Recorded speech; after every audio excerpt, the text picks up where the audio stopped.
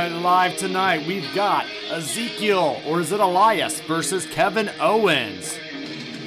There was so much more though, guys. We also had a couple other matches on this card. We've got Almost an MVP tag teaming up against the almighty Bobby Lashley. Can he break the chains of his former manager, Montel Vontavious Porter? Let's not forget we got the women's triple threat match.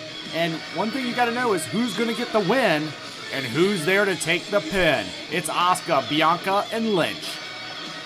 And in the main event, a Hell in a Cell, Seth freaking Rollins versus the prodigal son Cody Rhodes. It all happened tonight. We're going straight to hell. Welcome everybody, and I am your host, Bryan, the Hype Ballard. And it was Hell in a Cell, and we're going to go over some of these results and thoughts here on Tap Out Talk. So, without further ado, it was a night of interesting storylines developed. We had a lot going on with Cody Rhodes right at the beginning of the day, who tore his pectoral muscle, according to reports. Tore his pectoral muscle lifting weights to get ready for this main event show. I was just thinking earlier, how cool was it that Cody Rhodes is main eventing and kind of given the helm, so to speak, as Roman is out off in Hollywood doing movies, right? And Cody is now starting to be the face of this company. And unfortunately, this happened. How bad was it? Well, we're going to get into that a little bit later, but it was not good. The match was great, but man, Cody's injury did not look good at all. In other action, we had the almighty Bobby Lashley, as mentioned. We had the women's triple threat match, and that is where we're going to start out on the show. We're going to get into, as we always say, let's get in. We're going to get into the Bianca Belair, Asuka, and Becky Lynch for the Raw Women's Championship. So this match was definitely there and placed well. It was there to warm up the crowd. It was there to get people excited. Let's talk about what this match did, and let's talk about what it didn't do, okay? What it did was it made Bianca look like a strong champion. It gave Bianca the ability to hide between two good wrestlers in Asuka and Becky Lynch, and it gave her a chance to have victories over them. But here's what it also did. It didn't hurt Becky Lynch at all. And as you guys can guess, Asuka was there to frankly take the pin in this one. And I'll talk about that in a minute. It's always kind of crazy, right? Because the WWE, I just think they miss the mark sometimes with Asuka. Asuka is so over, and she was trained by one of the greatest wrestlers in Japan legacy, the great Muta, right? I mean, Asuka was able to hang in a wrestling ring with more than most men over in Japan. But regardless, she was there to take the pin tonight, and Bianca Belair is made to look like a strong champion.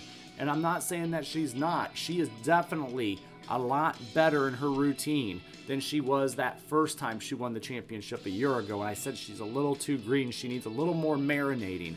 And we got that. And now she is starting to look stronger. It's important what happened tonight because Bianca does need to look good in these matches if the WWE really wants to not miss the boat on her. And with her at the ripe young age still, she's got a lot to develop. So let's get into a little bit of the action here, guys. So we got, the bell rings and Lynch shoves both Asuka and Belair. Lynch shoves Asuka into Belair, but Asuka puts the brakes on. Belair and Asuka attack Lynch and get her out of the ring right away. The crowd goes wild as Belair and Asuka prepare to square off. They lock up and Asuka wrenches the arm, and Asuka hits a snapmare, and Belair pops. I said pops up and knocks her back. Asuka then sends her into the ropes and follows her in for a flying clothesline. Asuka hits the ropes, but Lynch pulls her out of the ring, and Lynch knocks Belair back and forth on the second rope. Belair cuts her off right there and slams her down onto the canvas for a 1, a 2, only 2, guys. Lynch whips her to the corner, but Belair slingshots her over and takes her down. Lynch quickly kicks her back, and Asuka jumps up off Belair's back with a drop kick to Lynch. It doesn't end there, guys. Asuka hits Lynch with a bulldog while hitting Belair with a clothesline, and Asuka kicks away at the chest of Belair and Lynch at the same time, and Asuka connects with a hip attack on Lynch before sidestepping Belair and sending her into the Lynch. And Belair quickly comes back and goes for the kiss of death, the KOD on Asuka. So let's talk about this for a minute. Asuka looked really strong here in the opening moments. This is the Asuka that we like. This is my NXT Asuka, the one that just seemed undefeated for so long. She's built up so well, and she's so crisp, and she's a veteran in this ring. Asuka looked good. This was the old Asuka today. Regardless, Asuka, after receiving the kiss of death from Belair, basically gets out and takes Belair down with a cross arm breaker.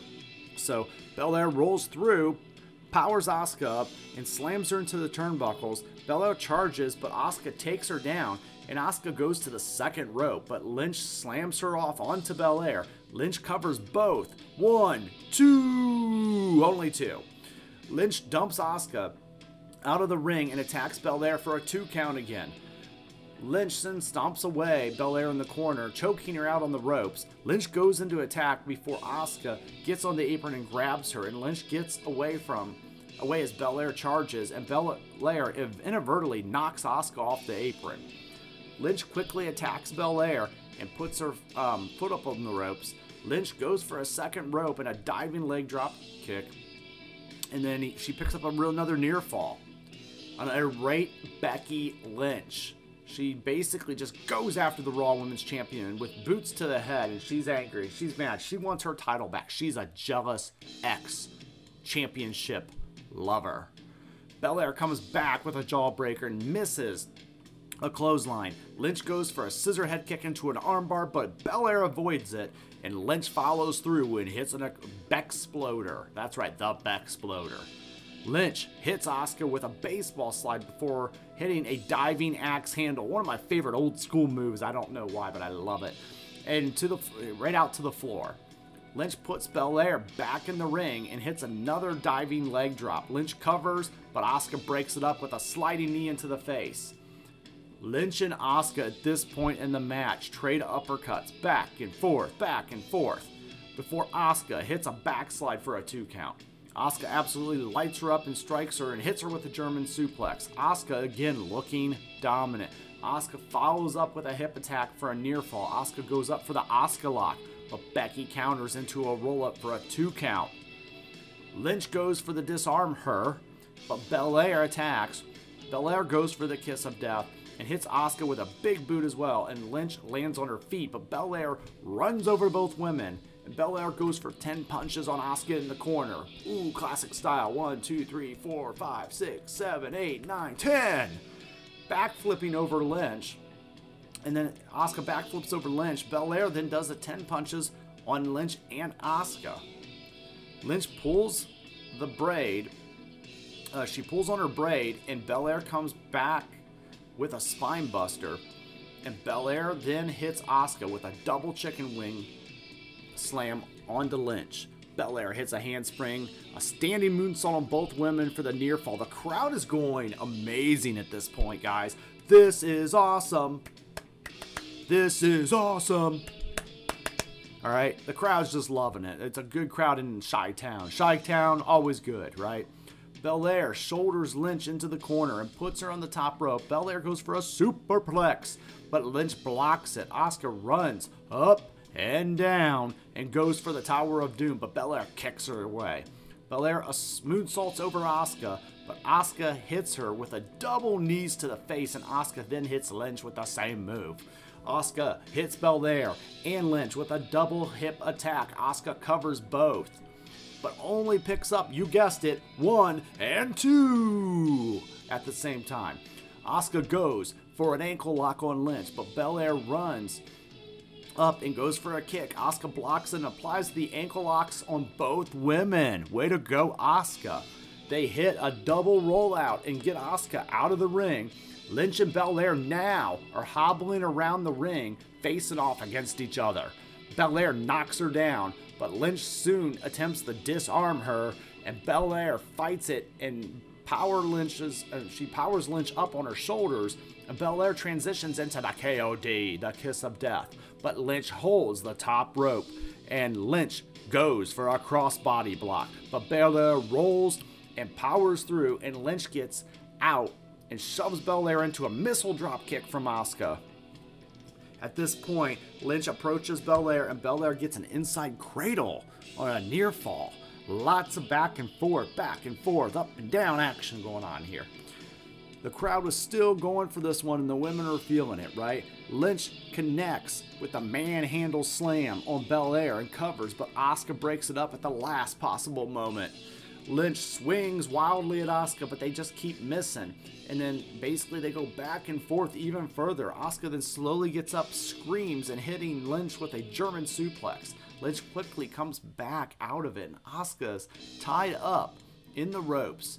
And applying a disarm her, Belair grabs Lynch and goes for the kiss of death on the apron. Asuka attacks Belair. We're starting to get towards the finish here. And then Asuka and Lynch trade pins before Asuka applies the Asuka lock.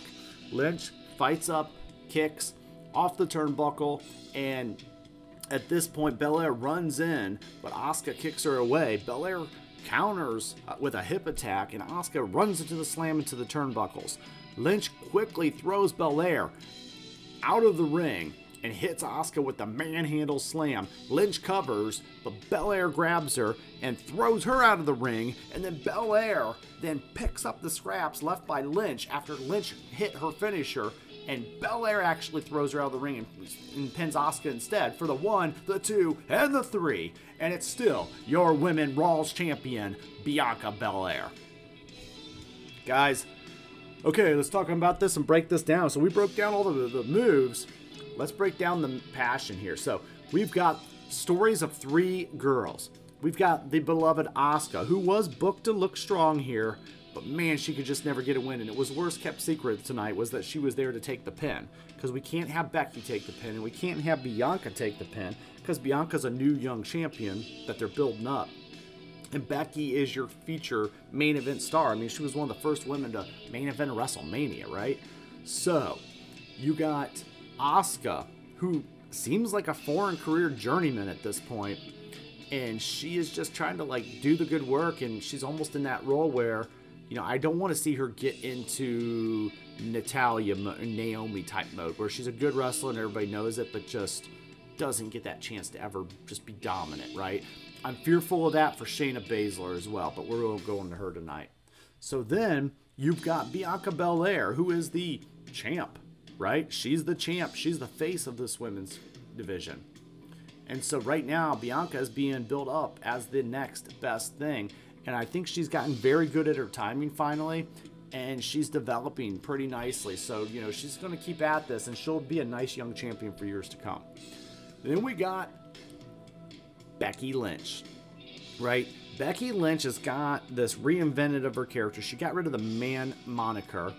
She's got this Lady Gaga meets Fraggle Rock wardrobe, right? So it's like this Fraggle Rock and Lady Gaga mix their wardrobes together, and yeah, that's what Becky Lynch has got going on, right? And that's what they're going for. And you know, she's a star. She's trying to do the Hollywood Rock thing or the Hollywood Hogan thing, you know, but it's Becky's version.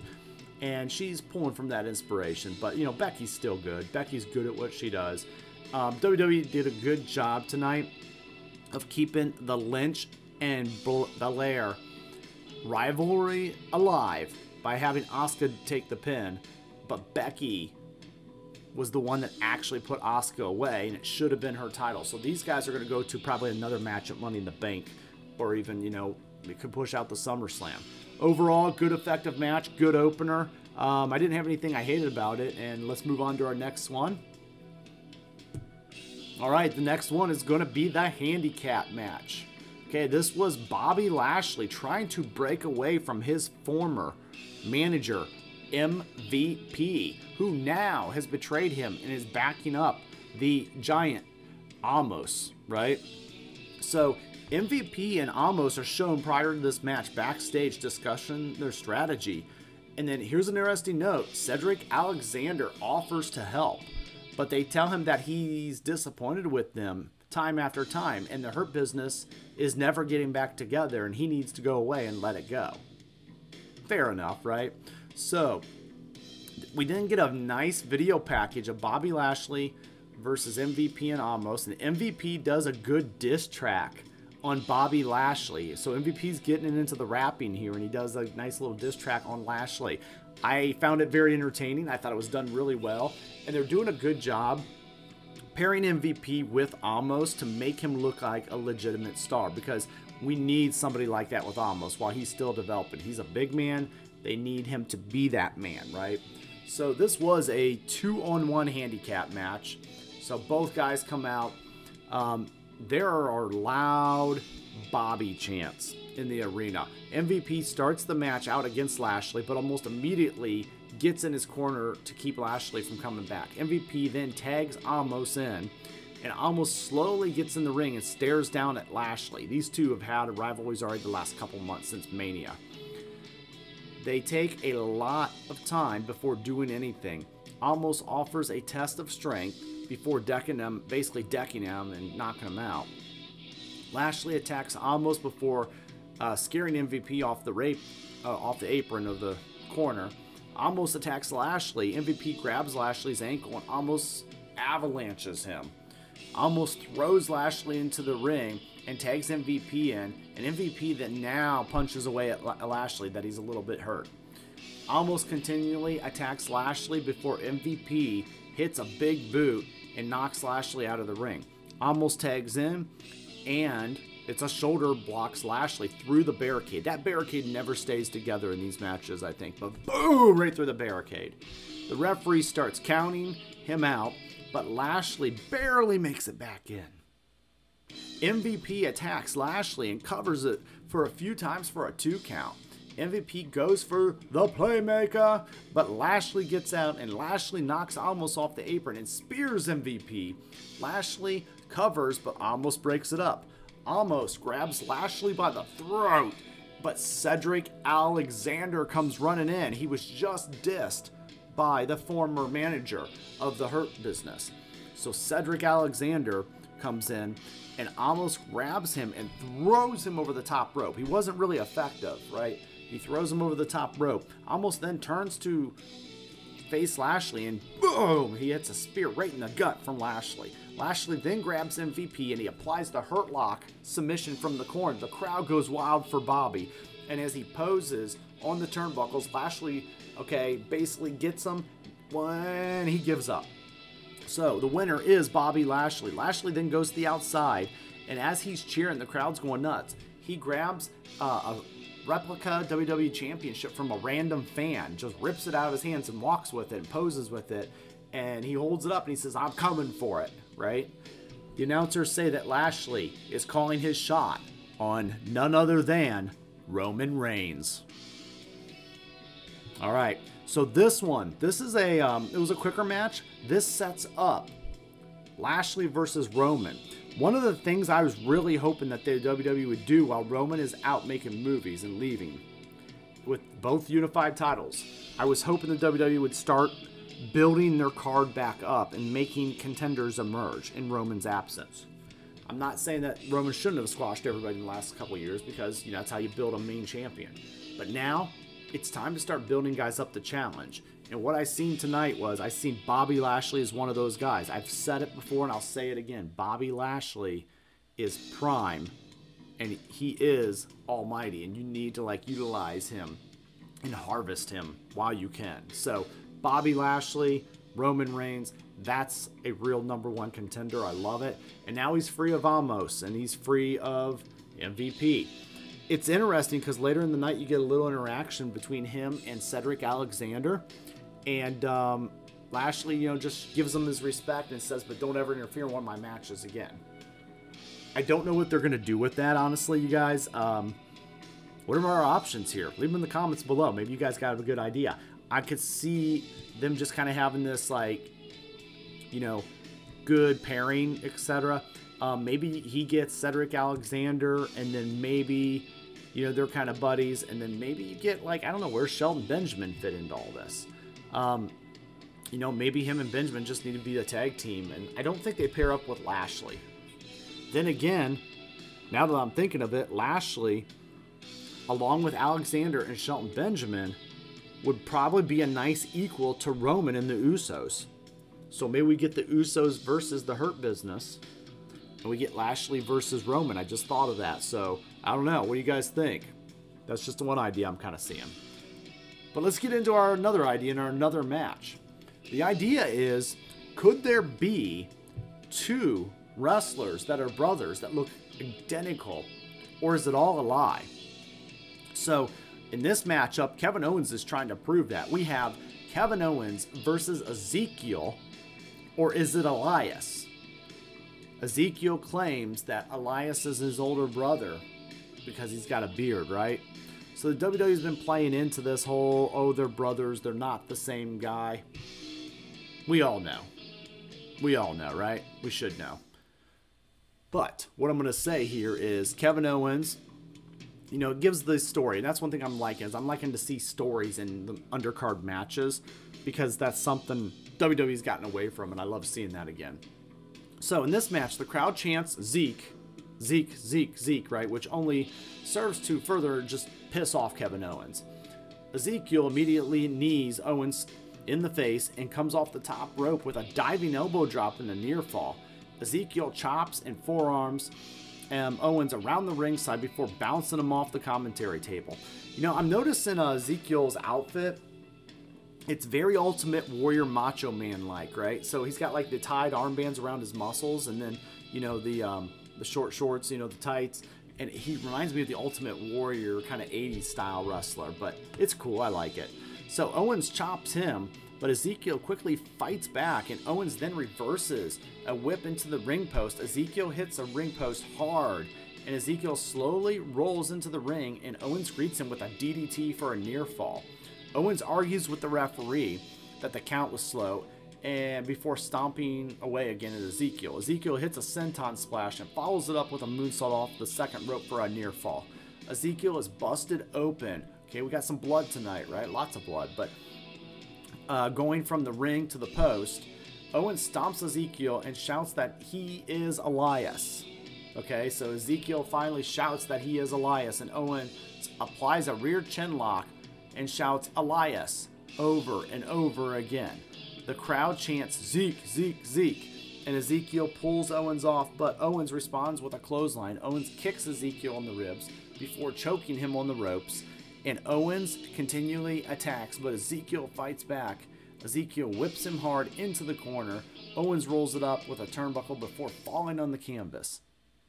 And then Owens makes a comeback and takes Ezekiel down before he goes for a swanton bomb, but Ezekiel gets up with a knee, and Ezekiel takes it to Owens and avalanches him a few times. Owens then soon sidesteps him, and Ezekiel hits a spine buster for another 1, 2. Owens fights back with a stunner. Oh, almost Stone Cold style, but then Ezekiel gets out, and Owens hits a pop-up powerbomb for a near fall. Owens shouts that Ezekiel is Elias and slaps him a few times. And Ezekiel fights back and rolls him up for a 1 and a 2, but nothing more. Ezekiel knees him in the face, goes for a top rope, and Owens catches him up there. And Owens hits a super kick. And then Elias drops into the corner, and Owens does his rolling cannonball and then when Owens gets to his feet, he shouts Elias, and then he hits him with a stunner once again. 1, 2, 3. Kevin Owens wins. I don't know what Kevin Owens proved in this match. I don't know if he proved it. Ezekiel is Elias, but, you know, kind of who cares, right? This is a mid-card match. It keeps Owens relevant in the mid-card. The WWE might want to do something with him in the future, but right now, you know, he had a little mini feud. I don't want to see any more of it. I think it's fine the way it is. I think they need to wrap this up on Raw and then something else. Let's move to something else. WWE, I'm going to call it right now. They'll probably make him have a match with not Ezekiel, but his older brother Elias. You know, they're going to keep this goofiness kind of going a little bit. But regardless, Elias, Ezekiel, the right person got the win. KO needs the win. He is their star. Let's move on. In the next matchup, we had a phenomenal, pun intended, 6-man tag with the phenomenal AJ Styles, Finn Balor, the Bullet Club, along with Liv Morgan, who I guess is an honorary member, right? It's so cool to kind of tease this Bullet Club thing going on, right? Good group. When's Finn Balor going to get back to being Finn Balor?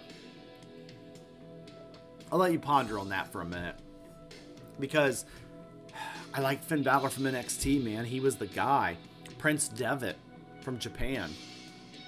AJ Styles is one of the best wrestlers in the world. The guy's still got it going on, right? I've watched him since his TNA days.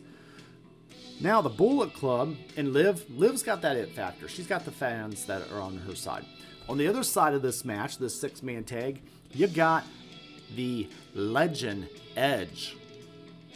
Finally playing the veteran role, equal to his brother, so to speak, Christian, his tag team partner. Okay? Same as Christian, that's doing it in AEW, but Edge is doing it a little better. So Edge is more like Jericho here, taking the 2 rookies under his wing. But he's doing it with purpose, not just throwing a society together. And so Edge has got Damian Priest and Rhea Ripley, 2 very good up-and-coming wrestlers that would have gotten lost in the shuffle, you guys. They would have gotten lost in the shuffle if Edge did not take them under his wing and have the group that is now known as Judgment Day. I love this pairing. I love this group. And I think the Bullet Club is a nice little quick initial match for them. But I think we all know how it goes. This is literally Team WWE guys versus like Team outside WWE people, outside of Liv. And, you got the Bullet Club, basically. You're not going to let them get a win over Judgment Day. Come on. That's what I thought. So, let's go ahead and break down this match. It'll be Rhea Ripley in the beginning, wearing her new attire tonight against Liv Morgan, which I love.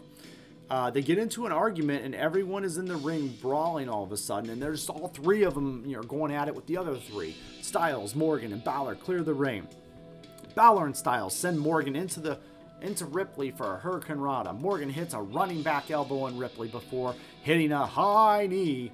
Morgan charges, but Ripley floors her with a headbutt. Ripley takes a moment to gather herself before hitting Morgan with a snap suplex.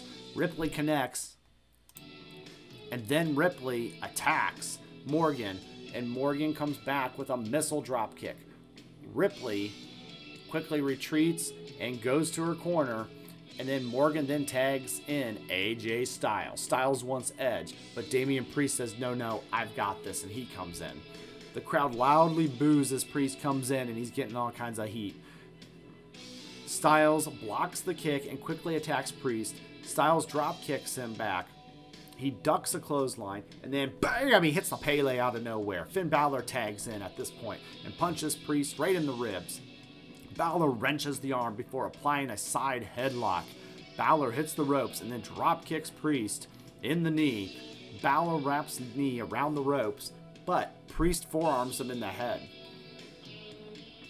Balor fights back and scares Edge off.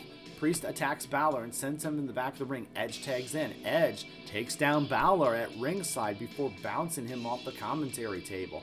Edge gets Balor in the ring and attacks.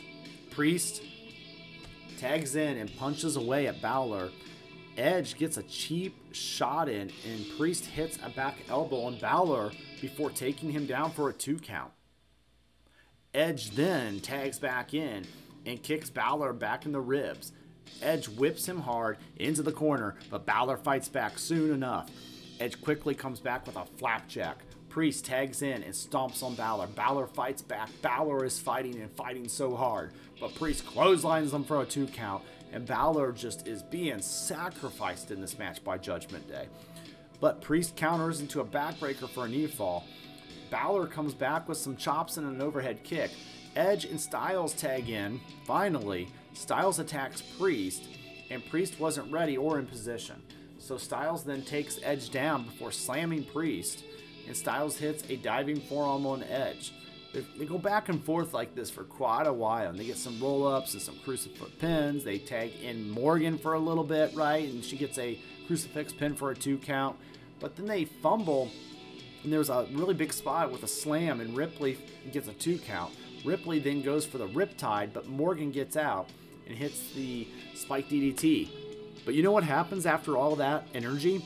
Ballard tags back in. Styles and Ballard take down Edge and Priest, and they get them out of the ring. Styles and Priest hit stereo planchas before Morgan hits Ripley with a suicide dive. Ballard gets Priest in the ring and kicks him down.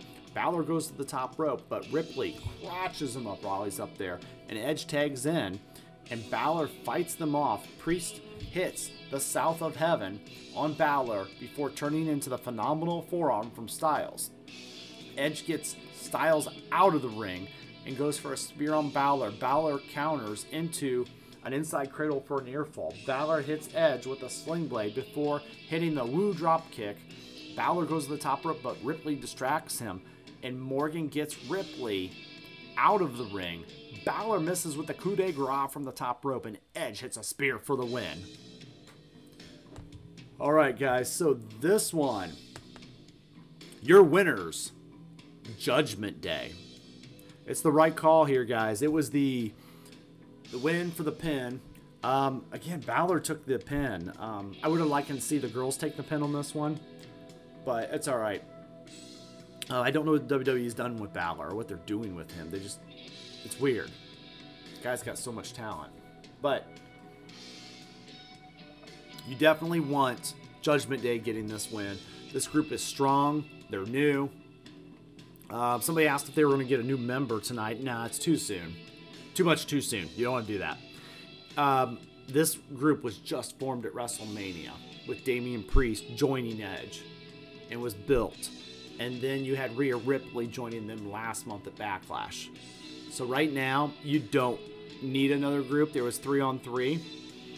Maybe in the future. But right now, this is a nice little trio. And I like what Edge is doing with this young, other couple. And he's going to help make their careers a lot longer.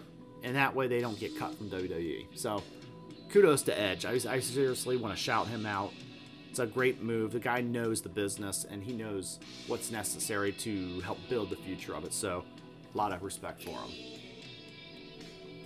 Guys, I just want to take a minute. I want to say thank you. Like, share, subscribe if you like the content. Or, even if you don't subscribe, even if you just give me a like on this, it helps my channel out so much. I appreciate each and every one of you. And let's interact on Instagram. Not Instagram. Let's talk on Twitter. Twitter, I am more active on. I don't mess around with Instagram anymore.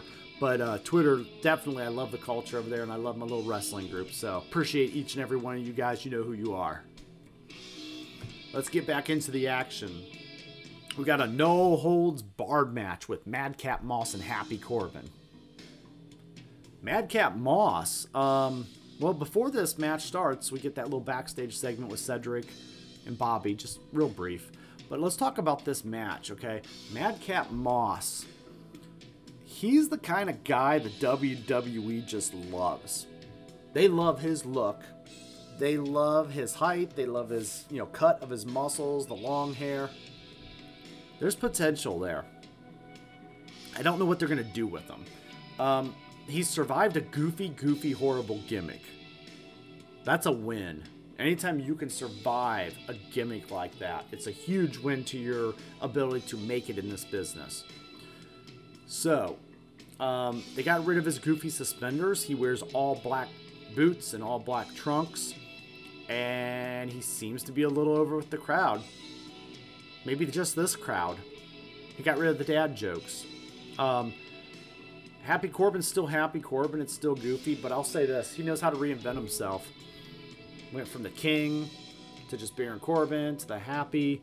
Will he ever be main event? No, not in this point. But you know what? He is keeping himself relevant and keeping himself around. So I'm going to give him credit there.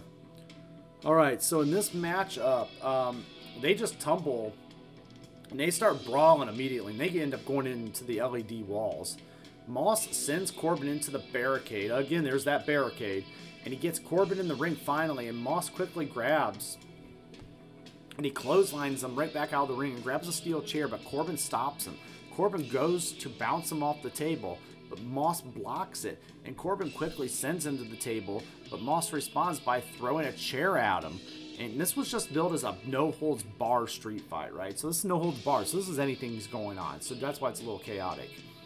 Corbin fights back, and he teases, and he's bringing the table out, but then he puts it back to some big boos from the crowd. He played it perfectly. Corbin slams Moss and smashes the chair off the back, and then a few times, and then Corbin drives the chair in the back of Moss's neck.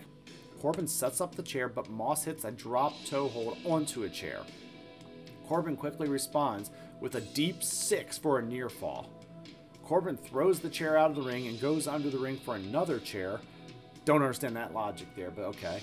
Corbin chokes Moss with the chair, and then he's wedging it in the corner. Corbin goes for an all-out clothesline, and Moss counters and sends Corbin headfirst into the chair, wedged into the corner. Moss then basically takes the steel chair and is absolutely annihilated. Corbin with chair shots to the back. Moss shoulders him with the corners and knocks him out of the ring. Corbin somehow makes a comeback and puts a chair around his neck before driving him to the commentary table. Corbin puts the bottom half of the steel steps in the ring at this point and leans them in the corner. Moss fights back and hits a fallaway slam onto those same steps. Moss follows up with a punchline, and then Moss puts the chair around Baron Corbin's neck and grabs the bottom half of the steel steps before dropping on them. And he slams them on, and Moss covers them. 1, 2, 3 for the win. Yeah. It was a quick match. I'm fine with that. It was a very fast-paced, quick match. You know, this is a mid-card. It's how this works, right? They went around and beat each other up. It made Madcap Moss break away from Corbin and look strong. These guys have been in an angle for a while, right? They met in Vegas, so to speak, and they were buddies.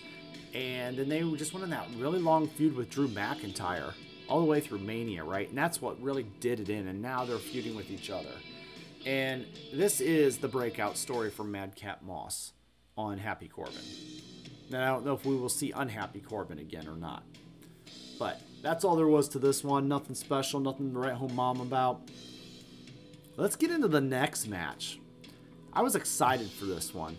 We've got Austin Theory versus Mustafa Ali. And, you know, something about that just says that these two could go. This was a, I'm going to pun intended, this was a super idea. Okay, and it's a United States champion, and Austin Theory had a special outfit for us because he is the United States champion, so he wanted his wardrobe to be a little special, right? So, but first, Mustafa Ali, the hometown boy, gets a thunderous ovation, okay, and when he comes out, he's wearing, you know, almost like a CM Punk type homage. I don't know what that's about, but it was red tights, and then he had like a little CM Punk logo just spliced into it a little bit. Almost, it reminded me of CM Punk. So, meanwhile, we get from Austin Theory a Captain America salute, right? He's the United States champion. What's more iconic than the cap, right? So Captain America is the Austin Theory switch. These two put on a good match. I'm just going to say it. These two put on a good match. Austin Theory, he's got an it factor. He's got that goofy grin. He can definitely get heat with the selfies.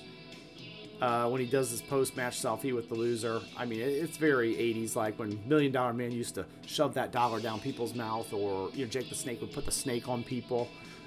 That's kind of what Austin Theory's doing here, right? Getting some heel heat. Speaking of heat, this match was heating up. We've got Theory gets in and he applies a side headlock when they start off. Ali whips him off, and then Theory hits a shoulder block on, hits him down. Theory hits the ropes, but Ali comes back with a Hurricane Rana. Ali hits a pair of arm drags, and Theory desperately gets out of the ring. Theory looks frustrated. He's playing the part, and Ali attacks and hits a wild crossbody block from the top to the floor. Theory soon shoves Ali and hits a flapjack into the ring post, and Theory has him in the ring and punches away at him. Theory angrily charges but hits Ali in a drop toe hold onto the turnbuckle. Ali goes for the top rope, but Theory knocks him off to the floor. Theory gets Ali in the ring, and he punches away, and Theory takes him down and stomps on him a bit. Ali rolls him up for a 1 and a 2. Ali quickly responds with a spin kick to the head. Ali flips over Theory and ducks a clothesline while hitting a wild diving clothesline. Yeah, Ali avoids an avalanche, and then he hits a neck breaker. Theory is quickly fights back. This guy is just all over, right? And he's really showing his skills in this match. Ali, then cuts him off, and Theory pushes him off. And then they're just back and forth, right? And these two are putting on a good match, you guys. Like, I enjoyed this, and I'm going to have to probably go back and watch it again just because I want to see more of the little things in this one, right? But to continue, Ali boots Theory in the back, and then he goes to the top rope, and Theory comes back with a springboard Spanish fly for a near fall. That's a nice looking Spanish fly. They trade pins, and neither of them comes out on top. Ali gets out for the slam for a little huge DDT, and Ali goes for the top rope, but Theory crotches him while he's up there. And then Theory goes for the ATL, but Ali counters into an STF. Theory reaches out and grabs the bottom rope to break the hold, and Ali comes back with a DDT and goes to the top rope, and this time Ali's ready to win, and he goes for the 450 splash. But Theory moves out of the way at the last second. Theory chop blocks the injured knee and hits the A-Town down for the win. Austin Theory, still your United States champion. Guys, I like it. I like Austin Theory. I like Austin Theory as champion. I like Austin Theory as United States champion. It's exactly where he should be on the card. This title has not been relevant in a very long time, and it's nice to see this title on somebody who has got some potential, almost like what they used to do with the Intercontinental title, but it's the United States Championship. And I think this is just a great way to have the Mr. McMahon prodigy holding this title and making it into something, and let's show us what he has. This year, keep your eye on Austin Theory. He's got, I'm not going to say John Cena potential, but man, he's got some young potential, okay? There's something in him. I've watched him now this year hit a elimination chamber, nice top rope on Brock Lesnar, right? Flipping off the chamber. I've seen him in a feature matchup at WrestleMania against Pat McAfee, but he was getting some good exposure there. And now this match. I like this match with Mustafa Ali.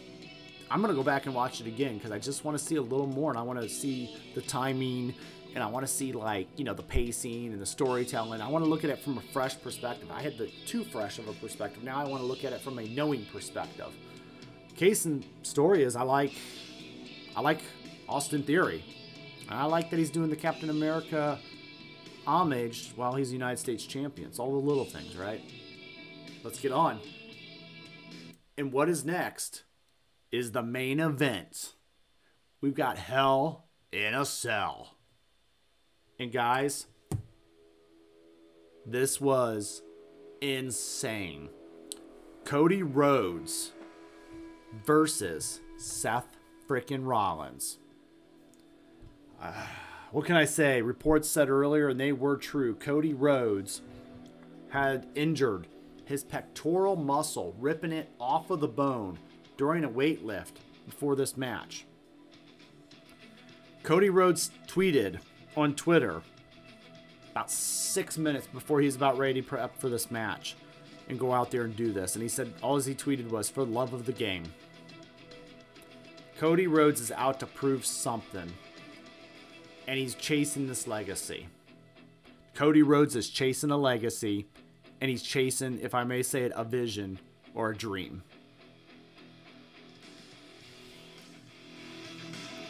I would say this, Seth frickin' Rollins. He made his debut against Seth at WrestleMania, beat him. Cody Rhodes beat Seth again, even though he might have said he cheated a little, right? He beat him. And tonight, in Hell in a Cell, Cody Rhodes had a hell of an undeniable performance against Seth in this payoff match. My hands off to the American Nightmare for going out there and competing. It's very old school. It's a very old school wrestler move, because I'm going to show you guys his chest did not look good. You guys can see the picture if you're watching me on YouTube, but his chest was bruised. The whole pectoral and even into the arm and the bicep section. I mean, it was nasty, and it got worse through the match. He's going to be off a long time, guys. An injury like this would require surgery. And I read up, this can take about 4 to 6 months for Cody to come back from this. Okay, so this is a very serious match. And I know that people were like, oh, it's got to be fake. No, you can't fake that, okay? This is a hell of a performance by the American Nightmare. It was very emotional for him.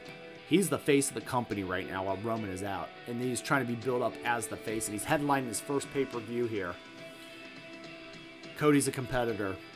The Rhodes family is a legacy. And Cody's chasing the dream. Literally chasing the dream. So, let's get into this match a little bit, because there were mind games, and this was the payoff match. So, you've got Cody Rhodes, who's competing in the match with, again, that torn pectoral. Rhodes is not lifting his right arm at all. His right pectoral is absolutely black and blue, and the blood's setting in. And this was absolutely wild that he's even in this Hell in a Cell. Even a ring, but Hell in a Cell. The bell rings, and Rollins is smiling. Rollins comes out wearing polka dots just to get in his head. Just like Rollins came out in the Shield entrance when he fought Roman at the Rumble. He came out in polka dots just to mess with Cody a little bit. He's already injured, but he's going to mess with him more. Rhodes jabs Rollins in the face. Rollins quickly grabs the injured right arm, and Rhodes jabs away at him with his good left arm. Rhodes connects with a disaster kick. Rollins fights back, but Rhodes hits an insane Cody cutter. Rhodes screams in pain. He holds his pectoral. Rhodes goes for the crossroads, and Rollins gets out. Rhodes takes him down and applies a figure 4 leg lock. Okay, so this matchup, basically, they're going in the cage, and they stayed in the ring quite a bit for this because, you're not going to climb the cage. Cody can't. He's so limited, right? Rollins grabs the bottom rope, but there's no rope breaks, right? So no rules there. That rule's gone. I like that. That ties back to the Backlash stuff, right? Rollins still in the reach, reaches under the ring and grabs a kendo stick. Rollins then hits Rhodes in the injured arm of the pec with the kendo stick. Rollins drives the tip of the stick into the muscle. Ouch. Rhodes blocks another shot, and there's some more jabs in defense. Rollins digs the tip of the kendo stick into the muscle again before hitting him in the chest, and Rollins sends Rhodes into the cell wall and raking his face against it. Rhodes makes a mini comeback and a clothesline and him right out of the ring, and Rollins quickly attacks the injury and drives him right into the ring steps. Rollins grabs Rhodes' ring jacket at this point and puts it on, and he's kind of parading and dancing around with it, and he grabs a big bag from out under the ring, and he's got a weightlifting belt with, you'd guess it, polka dots on it, and on the words it says visionary, not dream, visionary. Rollins then smacks him in the chest with it, and he's smacking Cody with this belt, and you can tell it's not feeling good to Cody, but Cody's definitely handling the pain. Rollins blocks it a little bit. Rollins then lays him out on the table after he's done whipping him. And then Rollins goes for a frog splash. Finally, these two actually were going to do a superplex into the table from the top rope. You could tell Cody at one point might have called that he couldn't do it. He was like, and so they had to change it to where he laid Cody on the table. He went up and decided to do a frog splash. He got major air on this thing. And he crashed right down as Cody moved, thank God. And he crashed right down through the table. And Seth Rollins smacked his elbow so hard that his elbows just started gushing blood everywhere. Rhodes goes under the ring and he pulls out a bull rope. Rhodes ties it around his left arm and he challenges Rollins to do the same. And Rollins accepts the challenge, and Rollins is bleeding from the arm and is going through the table. We are going to hell tonight. Rhodes gets the rope between Rollins' leg and flips him over, and Rhodes super kicks Rollins and smashing him in the head with the cowbell for really just a quick near fall. Rollins fights back and he gains the advantage using the rope, and he's driving the bull rope, and he brings it, another table into the ring. Rollins leans it into the corner, and then Rollins goes for a buckle bomb. Rhodes fights out and he hits the crossroads. Boom! And it's a near fall. Every crossroads looked so painful by Cody on this. Rhodes then sets up for a power bomb, but he can't lift Rollins because of that arm. Rhodes tries to whip Rollins through the table, But Rollins stops it, and Rollins wrenches the arm and yanks on it, and Rollins super kicks him, and he hits a power bomb through the table in the corner. Rollins covers, but Rhodes somehow kicks out. An irate Rollins at this point goes under the ring and grabs a sledgehammer, a la Triple H style. And Rhodes gets to his feet, knocks the sledgehammer out of his hand, and then Rollins goes for a pedigree, but Rhodes gets out, and then he hits a pedigree of his own for a near fall. Rhodes gets to his feet and slowly picks up a sledgehammer.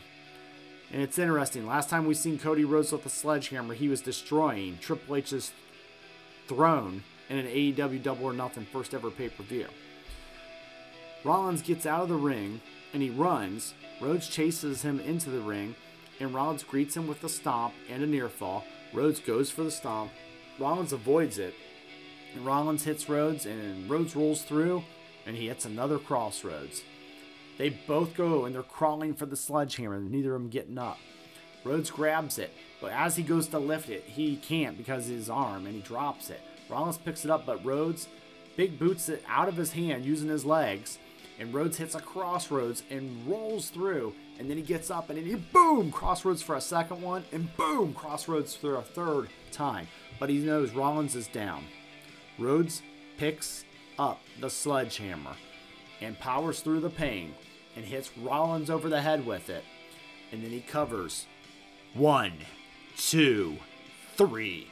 Cody Rhodes, the American Nightmare, defeats Seth frickin' Rollins in Hell in a Cell.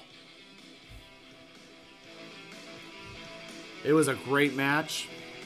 After the match, very emotional Cody Rhodes.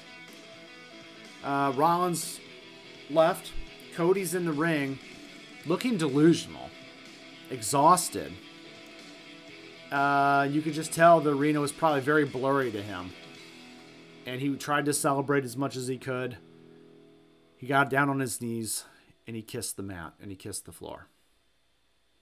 And Cody, I believe, did his best to just embrace the moment. And the reason is because we don't know if we're going to see Cody again. So let's talk about final thoughts. The Hell in a Cell match was great, and it was nice to only have one Hell in a Cell match this year, even if they didn't use the cage that much. I was okay with it being in that situation. The story was definitely Cody and his arm. It definitely ruins, that's the real story behind the scenes tonight, is what's next, because Cody looked like he was being set up to be the guy to make the title run. Bobby Lashley's seed was planted tonight. And I don't know where Drew McIntyre sits on this, but there was a tease there a few weeks back, right? So definitely Hell in a Cell match told the best emotional story. I have so much respect for Cody Rhodes and the Rhodes family. I've always liked the Rhodes family. They all just seem like they're such great people. So that's very old school of Cody tonight. And if you don't like the guy even, you got to respect what he did for the business. It would have been very easy to say, I can't go. I ripped my freaking muscle off of my pectoral, and I can't work tonight. And he toughed through it, and I think he was emotional at the end of the night because he knew he's going to be out for a while. So, I want to wish Cody and his family the easiest, a speedy, and a healthy recovery. I've also tweeted that out to some members of his family. So that is definitely, for you, Cody. But thank you for giving me that match tonight. It was definitely a gutsy effort on your end. And I can tell now you do have a mission. And you want to achieve some kind of vision that you have, right? But tonight, that's what you got. You got the best. You got a few other matches that were kind of Monday Night Raw-like. Judgment Day was cool. But you got Cody Rhodes in the main event. And he's a fallen, one-winged, broken angel that has fallen, and he had a victory still with a broken wing. Guys, I'm gonna get out of here. I hope you enjoyed the show. I know I did. Let's talk in the comments, or let's talk on Twitter. You know how to hit me up. But this has been Hell in a Cell. This has been the final thoughts. And there's a lot to look forward to see where WWE is going to go in the future. In the meantime, I wish you all the best. Have a great week, and thank you. And guys, like we say, thanks for watching, like, share, subscribe, and it's not goodbye around here. It's, what we say, game over.